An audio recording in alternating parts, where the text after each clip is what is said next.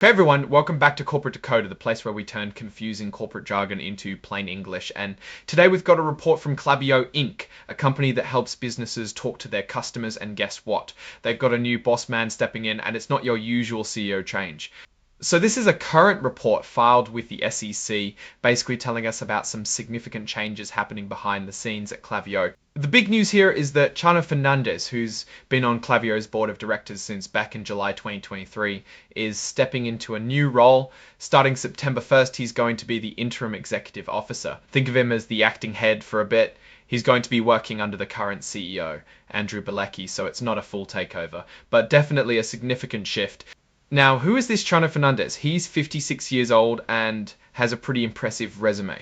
Before this, he was actually a co-CEO at a company called Eightfold.ai, which deals with AI for managing talent from early 2024 to August 2025. That means he's leaving one major role right into another. But before that, he was a co-chief executive officer at Workday, a big name in software for human resources and finance. He spent a good chunk of time there from mid-2020 to late 2022, and even served on their board. He also held other important positions at Workday, like co-president and heading up their global operations. He even has experience at SAP, another huge enterprise software company, and consulted for McKinsey & Company, which is like the ultimate business strategy firm. So this guy knows his stuff when it comes to running big tech companies. Okay, so what does this new interim role mean for him financially? Well, he's going to get a monthly base salary of about 61,618 eyes in British pounds. That's a pretty hefty salary, folks. But that's not all. He's also getting a big chunk of stock options or restricted stock units worth around $32 million. These will vest, meaning he can actually own them fully on November 15th of this year, 2025. So they're really incentivizing him to do a good job during this interim period. The report also mentions he won't be paid for being on the board while he's the interim executive officer, which makes sense. Because he's taking on this executive role, Chano Fernandez is also stepping down from his positions on the board's compensation committee, including being its chairperson.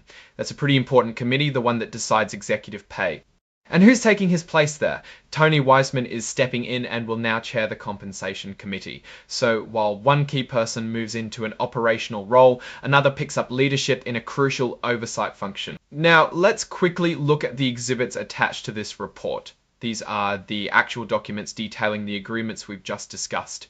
We have the service agreement and an RSU intention letter, both dated August 29th, 2025, for Luciano Fernandez Gomez, which is Chano Fernandez's full name. Exhibit 10.1 is the service agreement between Klaviyo Limited and Luciano Fernandez Gomez. This lays out the terms of his interim executive role. Exhibit 10.2 is the RSU intention letter, detailing that special stock award we mentioned. These documents are the nitty-gritty, but what they show us is a strategic move by Klaviyo.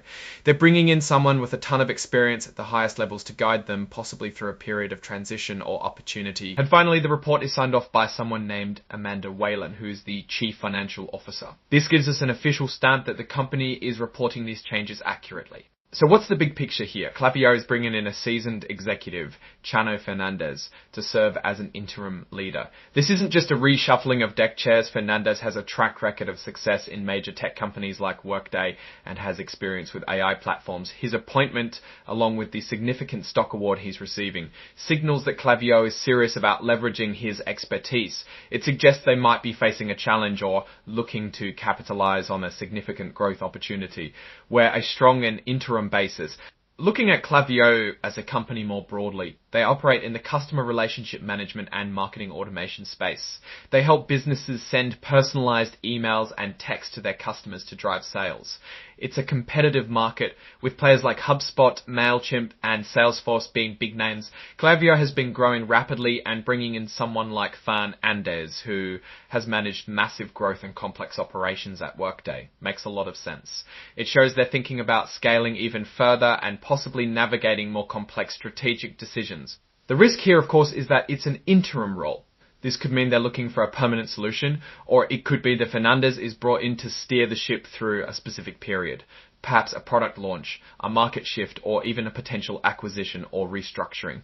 The fact that he's receiving a large stock grant that vests relatively soon suggests a strong incentive for him to achieve specific goals during his tenure. This makes me think there's a clear objective for his appointment.